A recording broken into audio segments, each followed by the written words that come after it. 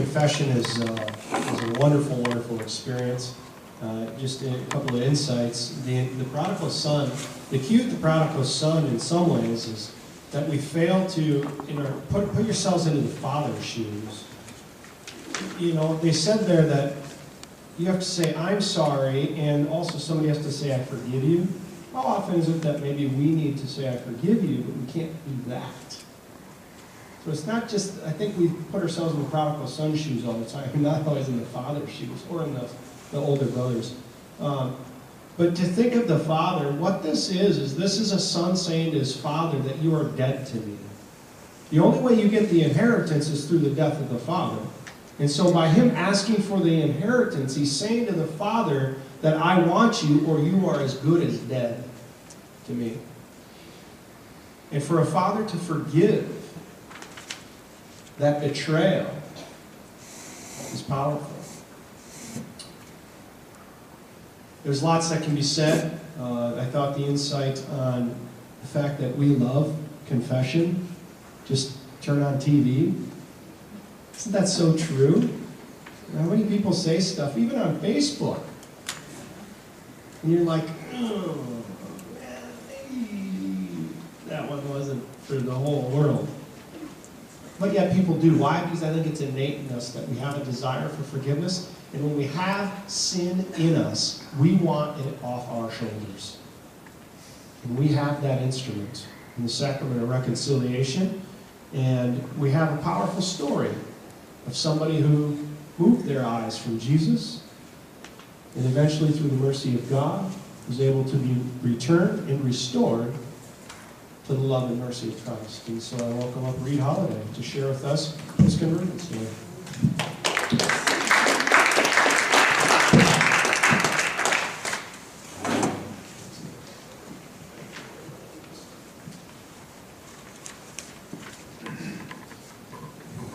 Thank you, Joe.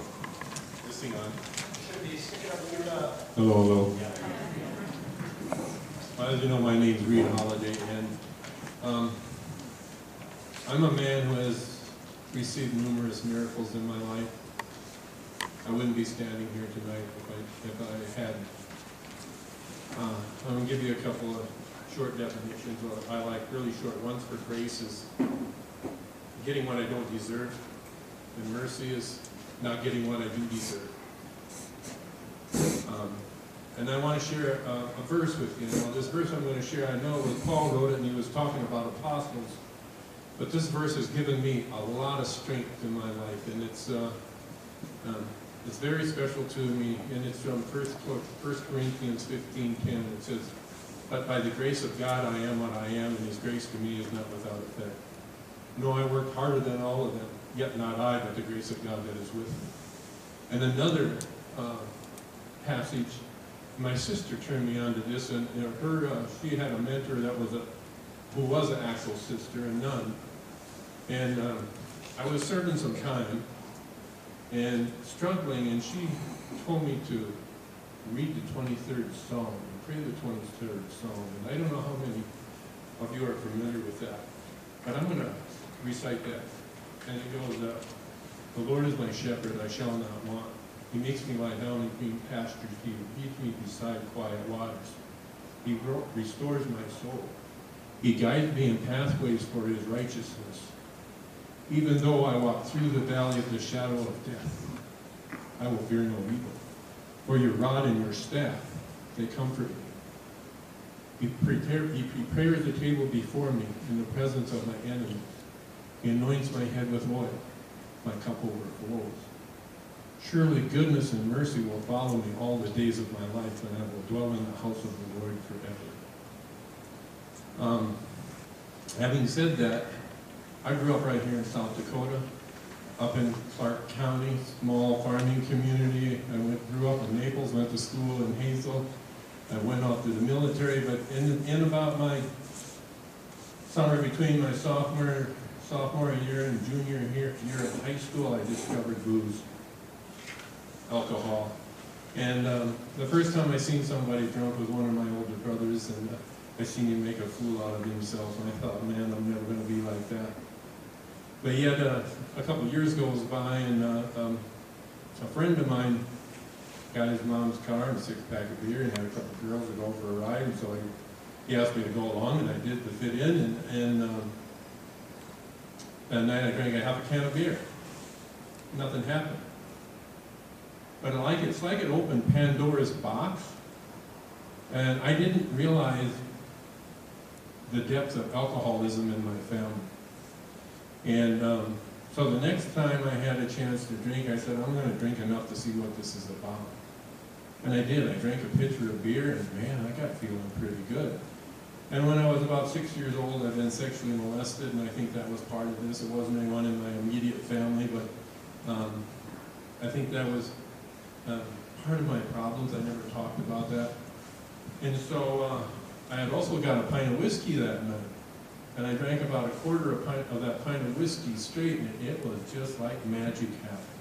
I think of it as my first spiritual experience, because it was like I was able to do things which I couldn't do. And in a way, I had a sense of peace about myself, because I thought I was less than everybody else. And, you know, if a little is good, more is better. So I drank about another quarter of that pint of whiskey, and then something else happened. I got sick, blacked out, passed out, woke up the next morning at home, had no idea how I got there, and I had a hangover like you wouldn't believe. My head felt like it was 2 feet wide and there was a train running through it. And I swore I was never going to do it again. I think I might have been an alcoholic right from the very beginning. And so I swore off. That was like on a Sunday morning, but by Wednesday, I was getting so worked up. And I'm an active member in Alcoholics Anonymous today, and I learned a lot in Alcoholics Anonymous. I learned that the 12 steps of Alcoholics Anonymous came out of the Bible. But even after reading the Bible many times, I could not get all the information from the Bible like I could from the 12 steps of Alcoholics Anonymous, and I'll talk more about that later. But what I found out is that I have a mental obsession when it comes to booze, because booze was a solution for my problems. And I didn't even realize this at the time. This came with after many years of drinking and a few years of recovery. But anyway, by that Wednesday, I'm getting worked up again emotionally, and it's like my mind stored that little bit of information. I know what'll fix this. Right then I made a decision I was going to drink every chance I could, and I did. Because it seemed like the solution to life, and when I drank, I felt like how I thought everybody else felt by how they looked. And so I thought, I'm normal. This is what normal is like. And so I pursued that. And I got a little trouble in high school. I got in the military, and I got into some trouble there, and I assaulted another inmate. And the alcoholism, I'm drinking every day. And then I got introduced to drugs. And I thought drugs were great because the drugs I were taking allowed me to drink more. I wouldn't pass out. I wouldn't black out. And little did I know that was going to last 21 years before I would, by God's grace, turn my life around. And where it took me some really dark places. And so I assaulted another serviceman and got thrown in jail. And after some time in jail, I got out, you know, and when I'm sitting in jail, I hadn't lost all my roots. I was brought up Catholic. We went to Mass every Sunday. I grew up on a small farm. I remember maybe 3 or 4 times in 18 years of being at home where we didn't go to Mass, and that was because it was so cold the car wouldn't start. And then Dad would get us together and lead us in praying the rosary in the living room on our knees. And my dad was a real believer. And so when I'm sitting in jail after assaulting this guy, I said, I like to call it the Monty Hall prayer, like let's make a deal. I said, God, get me out of this and I'll turn my life around and I'll quit doing all these things I'm doing. And you know what he did. I got out of that 3 years probation after a few months in jail. And what do you think is the first thing I did when I got out? No, I didn't go to church and confess my sins. I went back to the bar and started drinking again. And the things that I was doing were causing a lot of guilt and shame and remorse. And when you feel that way and you're an alcoholic, it causes you to drink more. And it's a really vicious cycle. And there were times when I'd wake up in the morning and I'd think, how could I do it again? But I had. And I got out of the military and my drinking became worse and my drug using became worse. And I got in trouble with the law a couple more times. Went to prison, went to treatment the first time. My PO, when I was on that 2-year federal probation that they gave me, one time, I was here in Sioux Falls at that time. There was only 2 federal POs in the whole state, one in Rapid City and one in Sioux Falls here, so I could do pretty much what I wanted to, and I was traveling all over. And I got in trouble and got busted for drugs, and he calls me in his office one day and he gives me a choice, and he says, you can either go to federal prison for 3 years, or you can go to alcohol and drug treatment. And for a guy like me, I'm going to take the easier, softer way. I thought, I'll take the alcohol and drug treatment. I was not serious about it at all. I thought it was a joke. I thought all counselors got high after work. It was just a joke. And I used it in treatment, and when I got out of that treatment, I started drinking again the very day and stuck a needle in my arm and was off to the races again. That went about 6 months. And I'm headed to the penitentiary for the first time, 6 months to a year, headed to the penitentiary for the first time, and that was for insufficient funds checks. And I get up there and I give it a lot of thought, and I figured out what my problem was. I got caught. That's what. So then I hung out with the old accounts and stuff, and I tried to be a better crook, is what I was trying to do.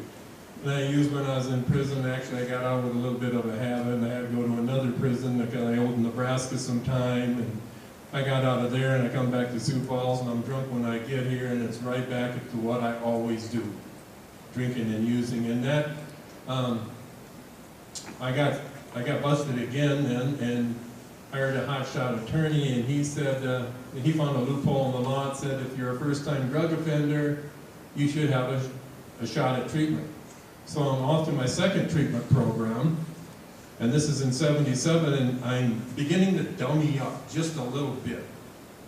And I realize I can't drink anymore because I'm not a fun drunk. I'm becoming a violent person. And I can't use the hard drug because I know I'll be breaking the law because they get expensive really quick. So I thought I'd just do what I thought was recovery my way. I was just going to smoke marijuana. In AA, we call that the marijuana maintenance program. I worked for about 4 weeks, 6 weeks, something like that, and I was back on the hard stuff again. And that was the methamphetamine, and that lasted about 22 months. And what stopped it was the infamous words, "all rise." That's what the bailiff says, or the clerk of courts, when the judge is coming into court. And I've been busted in Brookings County at the White Exit. I drive by there a lot, and I think about that was kind of like the end of my debacle, or the beginning of the end. And I got busted there on 4 counts of possession. A week later, I got busted in Sioux Falls, actually 9 days, on another possession charge. I went to court here in Sioux Falls first. About 6 months later, I went to a jury trial, and in South Dakota they have a statute called habitual offender. I don't know if any of you have ever heard of that. But they actually have 2 statutes on the book called habitual offender. One is known as the little and one's known as the big. And so I wouldn't plead guilty. They hit me with the little habitual offender, and that would up the class of felony, 1 class of felony, which meant rather than getting 2 years for the possession, I could get 5. Well, I'm not proud of any of these things, but I was a really accomplished liar. You have to be. Talk about this guilt, shame, and remorse. You know, you have to drink and you have to use to cover up what you're feeling.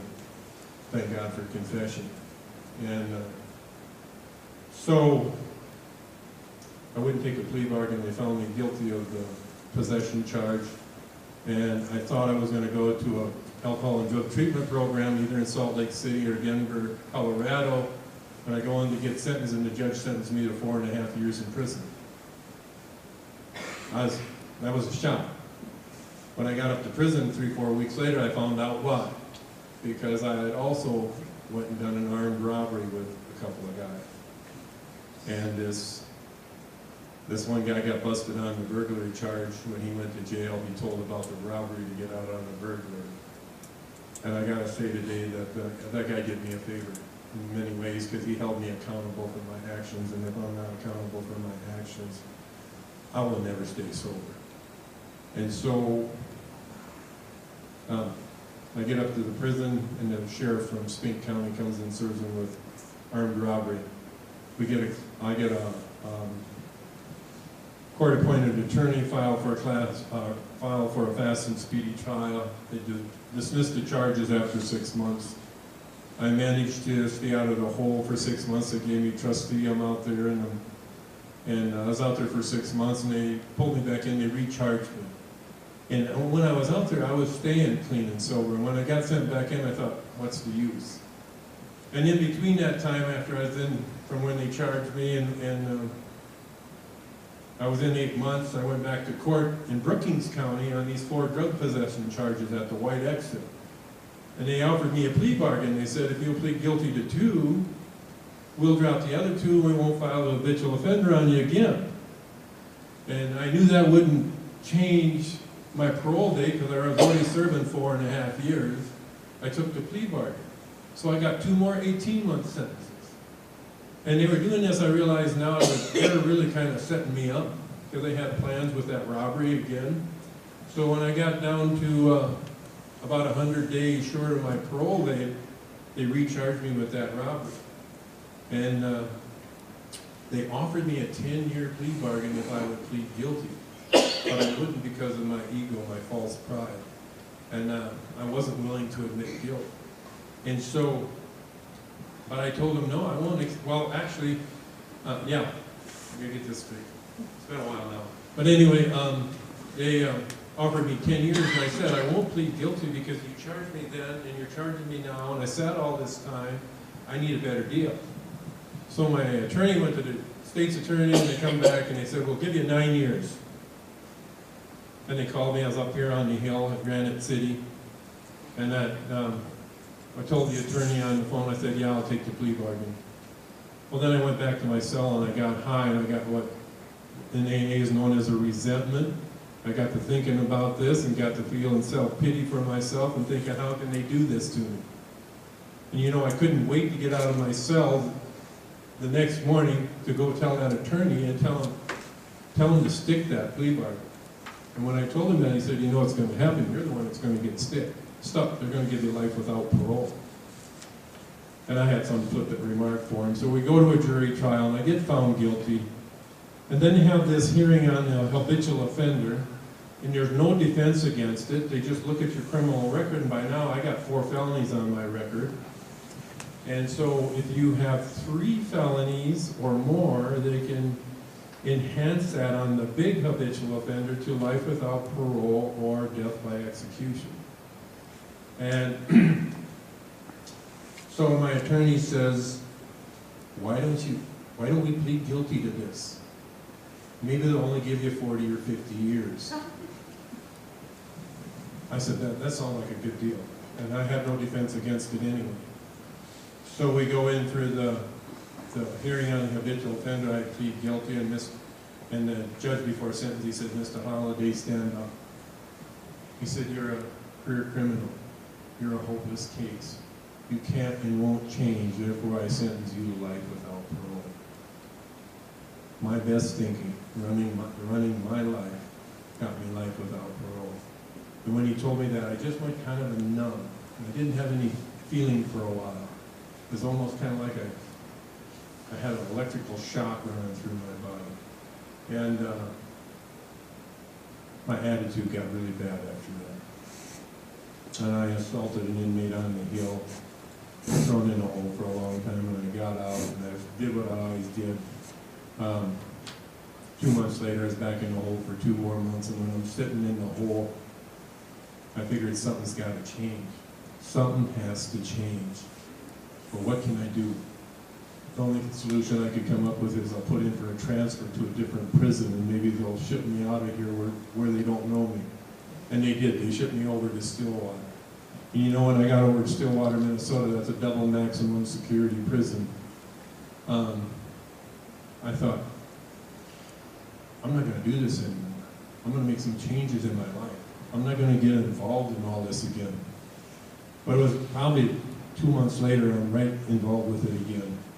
And I got addicted to the hard drugs in there too, and jumping ahead 3.5 years, this is where it starts to get good.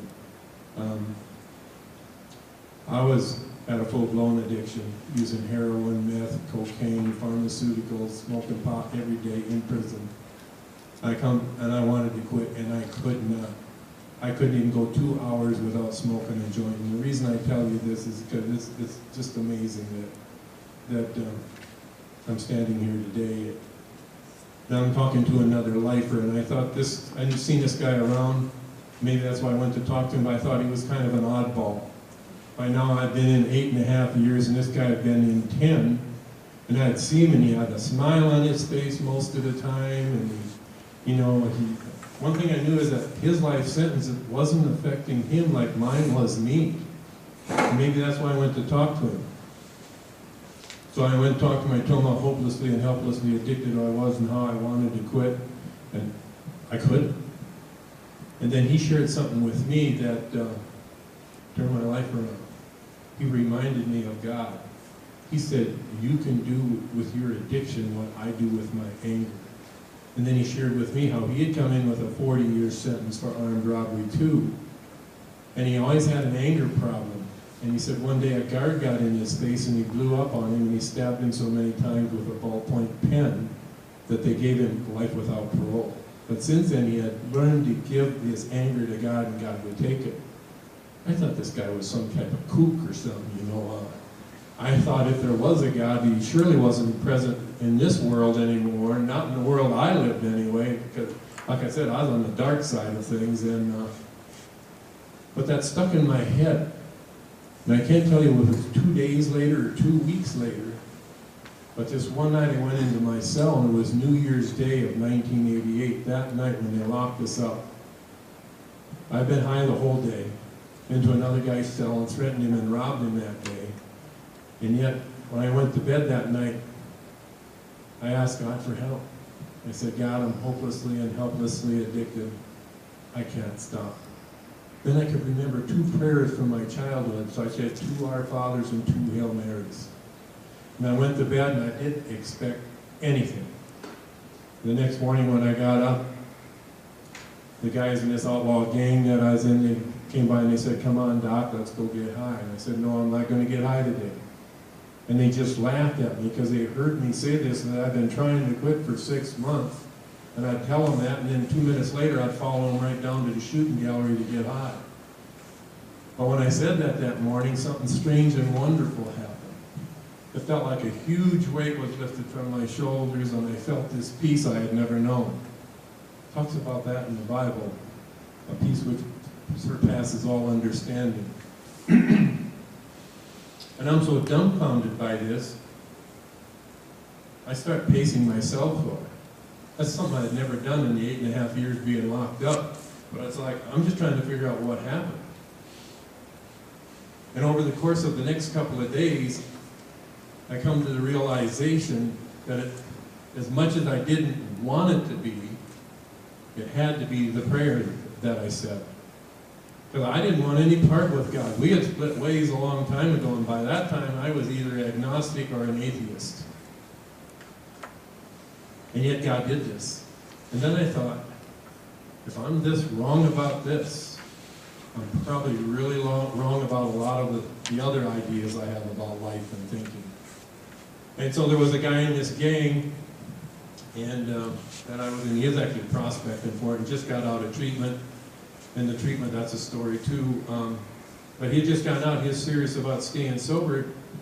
And he gave me what in AA is called the Big Book, and it has the program of recovery from alcoholism in it and some personal stories. And it has a 12 and 12, which is writings, composition about the 12 steps and about the 12 traditions. And so he gave me the first 2 weeks assignments for this treatment program, and I'm doing these, and it's read the first 5 chapters out of the big book, and it's read the first 5 steps out of the 12 and 12, and it's telling me I got to turn my will and my life over to care of God. I'm serving life without parole, and that scared the heck out of me. What will God want from me if I do that? They told me I got to do a 4th step, which is an inventory, and that's like a very in-depth confession. Like, we're so fortunate as Catholics that we have the sacrament of reconciliation. And then I got to, after I write this out, then I got to go tell somebody, and I surely didn't want to tell anybody all my deep, dark secrets. But I believed that I had to do that, but at that time I didn't believe that yet. They told me I had to make amends to people. I told me I had to be nice to people I didn't even like. That was a new concept. And so I was reading this, but I wouldn't do it because nothing changed. And I used again on the 19th and 20th of January of 1988. And I'm glad that I did, because that gave me the motivation and the realization that I can't just talk about spiritual principles. I have to apply them to my life, or my life ain't going to change. And so I started doing that. And I did this 5th step, and I did it with the Catholic priest there at Stillwater. That's the only guy I was going to trust with my secrets. And I went and talked to him. I went and got it, put this burning desire in my heart by now to know him better. This is like, well, 2 or 3 weeks later. And so I want to go to the chapel. I've been walking by it for 3.5 years in the hallway, and I want to go to the chapel and get a Bible. And I don't have enough courage to walk in there, because I'm afraid of what will these other convicts think of me if they see me going into church. They'll think I'm weak. And so I did not do that until I got up to the treatment program, and then I went and got a Bible, and I started reading that, and I talked to Father Griggs, I think was his name, and he asked me if I wanted to do a confession so I could receive communion, and I said, no, I want to wait until I do this 4th step, because I want to get it all down. I want to make sure I don't miss anything. And so I write it all down. I go in to do my 5th step with him, and I start to talk about this, and I just break down and I sob. For 2 hours, I just sob. My shirt's all wet on the front. Here's this big, at that time I was a big guy. I've been lifting weights for 6 years, you know, and I'm crying like a baby. I know today that as I was getting the garbage out, that was God entering in. That it opened the door for the Holy Spirit when I was getting that out. And shortly after that, God began to talk to me. And he told me things like he was going to use me as a role model. And he told me he wanted me to get involved with kids and helping kids. And he told me he wanted me to work with elderly, and I have no idea what any of this meant. And so I'm changing my behavior, and I'm trying to live differently.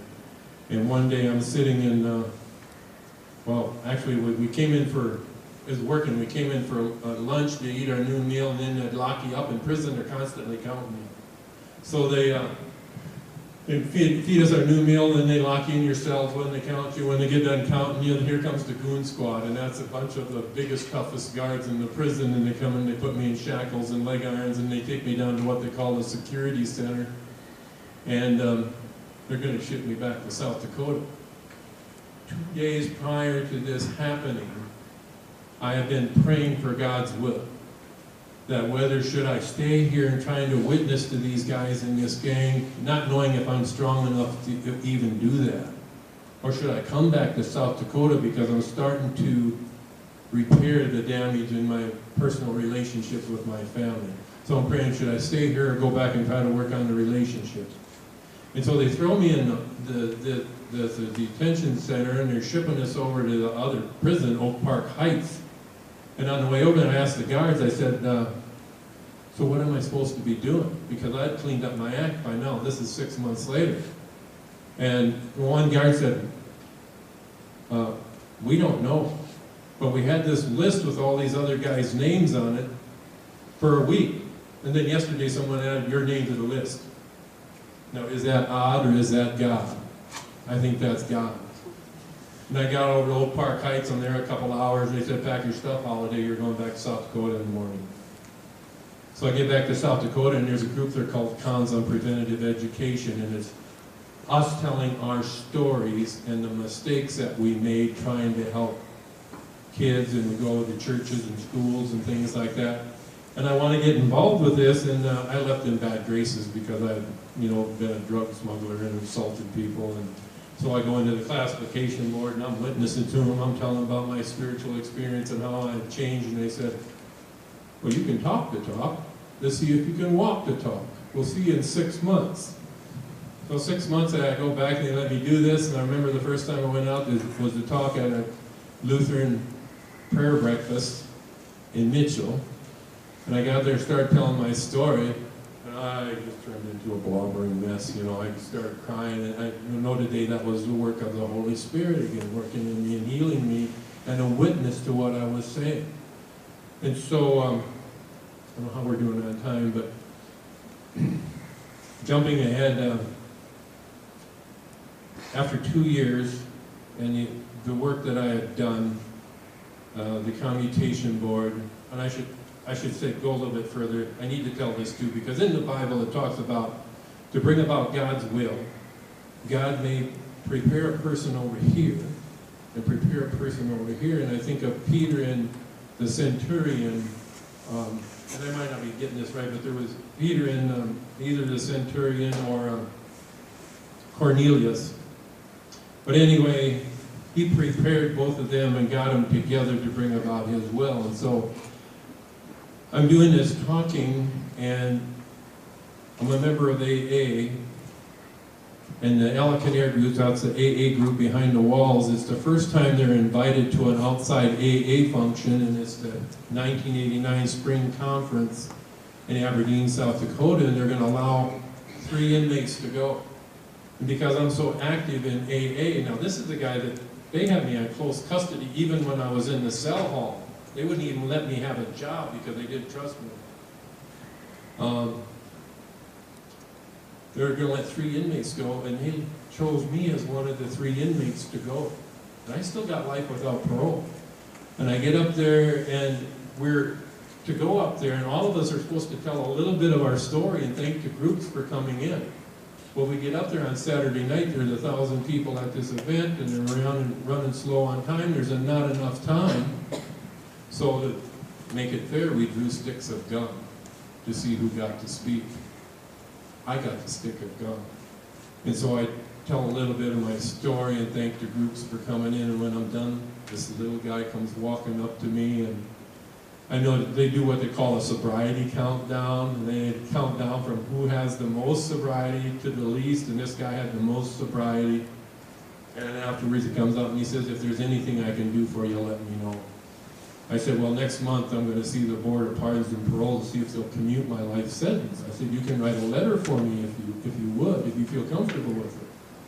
And he says, Gary Colbath, who happened to be the chairman of the Board of Pardons and Paroles, he says, he's a personal friend of mine, I'll give him a phone call. I can't believe this is happening.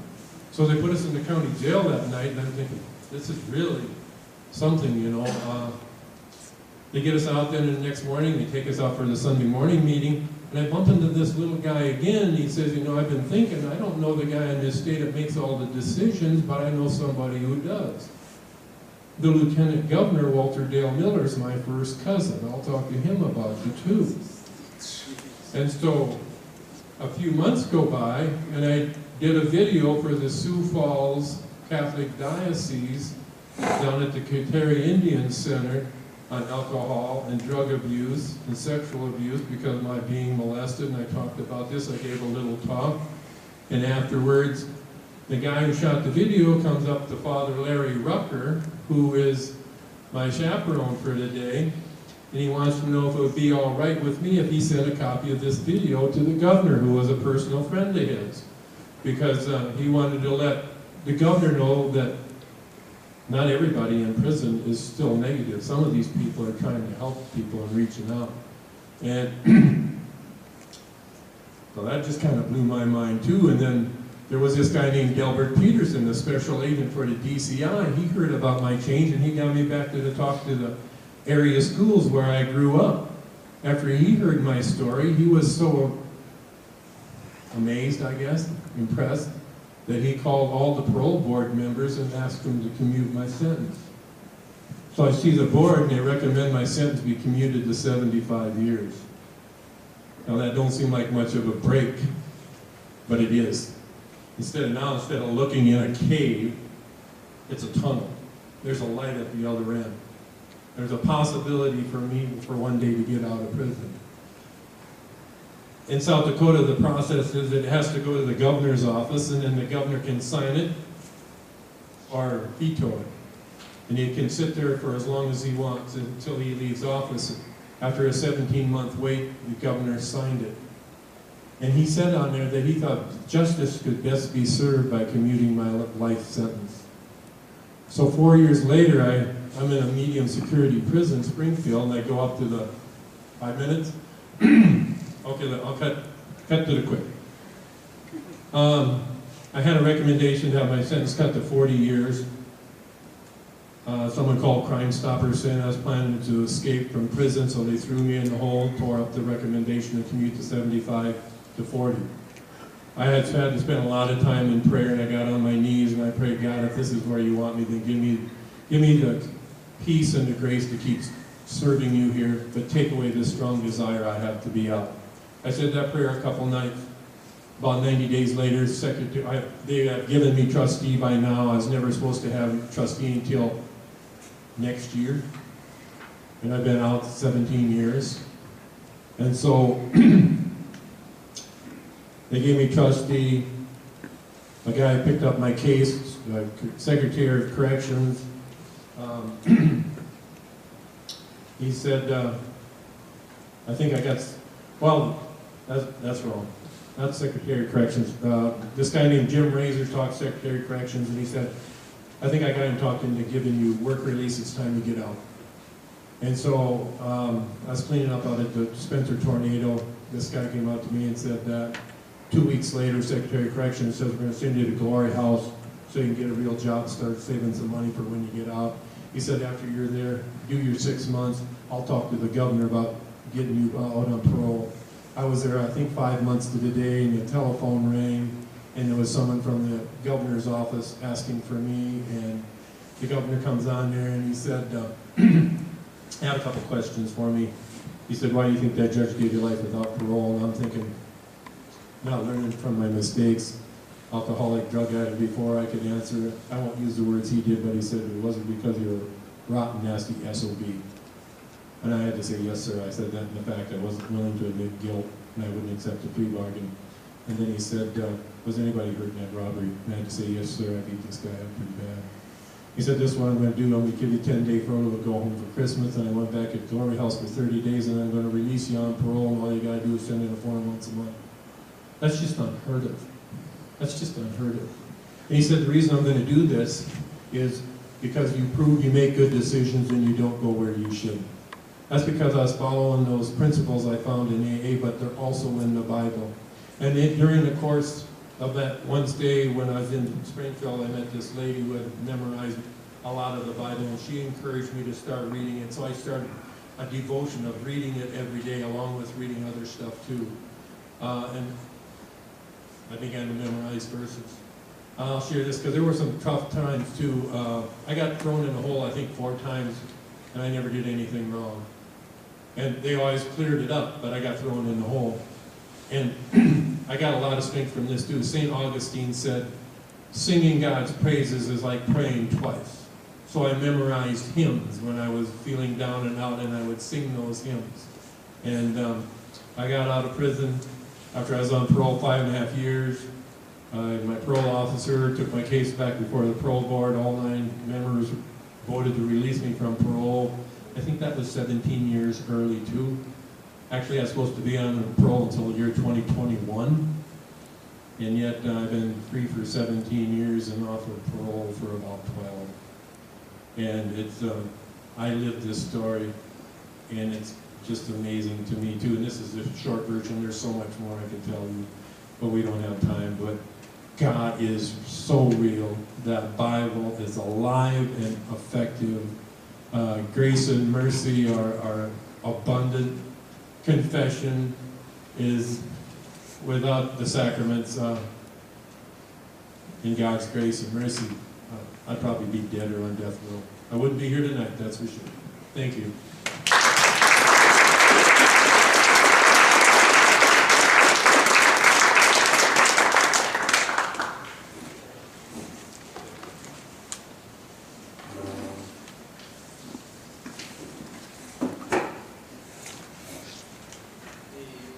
When the stories that we tell are all real. These are human stories, and I think that they cause me oftentimes to reflect upon our society and our culture. And I struggled with the death penalty for a long time. I thought that there was justice in the death penalty. Until I knew what the church taught. So publicly I was a teacher and I wouldn't teach against it, but my heart wasn't there in the mind. And then I heard a story of a guy by the name of Tukey, I believe is what they call it, Tukey Williams. And Tukey Williams is the founder of the Crips, the gang in LA. And he was sentenced to execution. And in the process, he had a conversion, like Reed's, and he began to mentor and work with the young gang kids in prison. And then he'd go out and he'd do talks and these different things. We executed him. The state of California killed him. He had conversion, and he was giving his life to Christ. He had given his life to Christ, and he was returning as best as he could back to those that had walked or were walking the path which he was responsible for as a founder of the largest gang in America at the time. And we executed him. And I thought, something's wrong. That's not justice. And so anyway, when we look at how it is that the church comes into play, I quickly realized, you know what? Maybe I ought to give the church the benefit of the doubt on its teachings. Maybe it does know what it's talking about. And then over time, I just would begin to read and hear other stories about conversions. And then I met Reed and Sally, and I thought, oh my Lord, this is a story here. Like, I don't know. And they're unusual, they're rare, but I think in them we find just a little bit of ourselves. Shame. Anybody ever experienced shame? Has anybody experienced addiction? Or what about maybe a father who is faithful and a son who isn't? Maybe you're the parent in the story of the prodigal son. And your child just isn't, well, it's somebody's prayers that brought Reed's conversion about. And so who is it that we want to pray for and continue to ask the Lord to bring, through His mercy, bring about conversion in their lives? And so I'm grateful, Reed, for your story and for your story of mercy and conversion. But think of that. You should be on the hill right now. You know, and why does he sit here with us today? Because of God's mercy. Because God sent His Son for each one of us. Because He loves each one of us immensely. Whatever prison it is that we find ourselves in, whatever sin it is that binds us. And He brings us from all over the place. You know, I think of Mamre from the, sitting here with us from the Ivory Coast, a Muslim by birth, seeking conversion to Jesus Christ. A lifetime felon sitting with us because of Jesus Christ. And all of you, your stories. That's why I say I have the best job in the world. Because I get to encounter and be in a relationship with you and your wonderful, fantastic stories. And the key is for us to share those stories with each other, because it builds community. And it strengthens all of us in the times that we need. So I look forward to more of you sharing your testimonies, your stories, 3 to 5 minutes. Don't all rush up here at once afterwards. But shoot me an email. I'd love to hear your story or have your story told as well. So thank you, Ruth.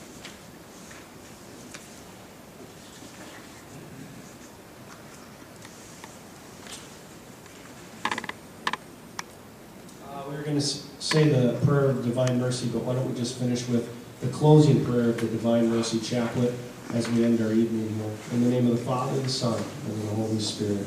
Amen. Eternal God, in whom mercy is endless, and the treasure of compassion inexhaustible, look kindly upon us, and increase your mercy in us, that in difficult moments we might not despair, nor become despondent, but with great confidence submit ourselves to your holy will, which is love and mercy itself. Amen. In the name of the Father, the Son, and the Holy Spirit. Amen. Make it a great night. Invite your friends and family to the 24 hours of confession here at the Cathedral. We look forward to that being a very powerful and successful experience.